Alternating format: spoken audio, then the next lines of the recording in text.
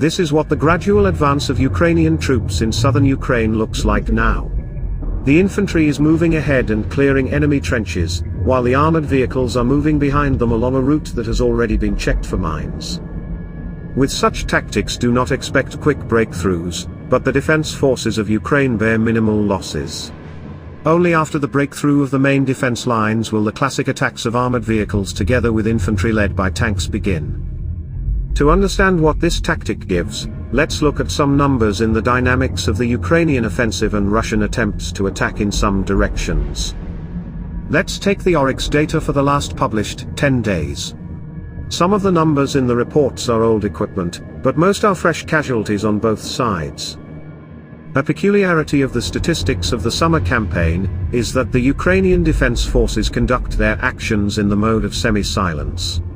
Therefore, especially with regard to Ukrainian losses, the supporting video and photographic material is mostly independent or of Russian origin.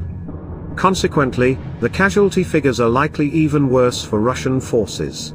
Between July 10th and July 19th, Russia lost 248 units, Ukraine lost 73 units. The ratio of losses for these 10 days is 3.4 to 1. Losses by type of equipment. Tanks, 46 to 12. At that, the last big losses of the AFU were recorded in the report for July the 10th to the 11th with 8 tanks.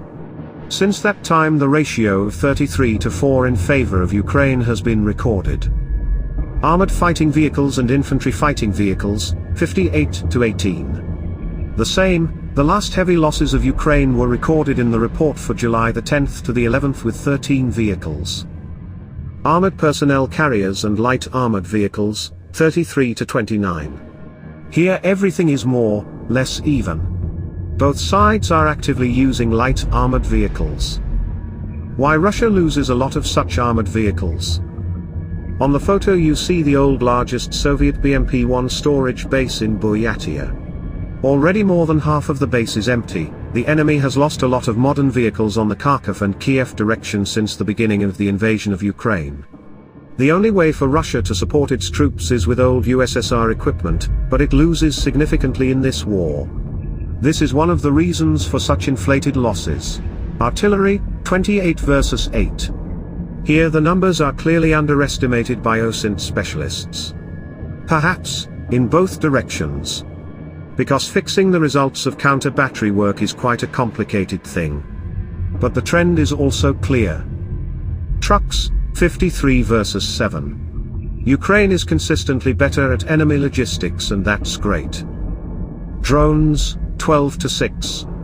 These are mainly operational tactical level drones and during this time the Ukrainians lost 1 Baykar by Bayraktar TB2. What else do these numbers tell us? They show us quite clearly how the gap in the quantity of equipment is narrowing. Qualitatively, the advantage is already on the side of Ukraine. Yes, it's not a quick process. But the rate of Russian losses of the same tanks far outstrips the rate of their restoration and modernization, even if we take only a very conservative estimate of Oryx. And so it is for almost all types of equipment. The Ukrainian offensive began without an actual advantage of 2 to 3 times as it should have been and without mopping up the enemy with air power, which is still lacking. Such systematic loss ratios should lead to one result: the enemy will not be able to hold the 200-kilometer front line in the south at a certain time. Mobility and speed of reactions after breaking through the enemy's defense line will be the key factor after the exhaustion and breakthrough stages. And many armies of the world can learn mobility from the Ukrainians. The gradual softening of Russian defenses in the south continues. They are already hurting, and it's going to hurt a lot. So let's keep watching.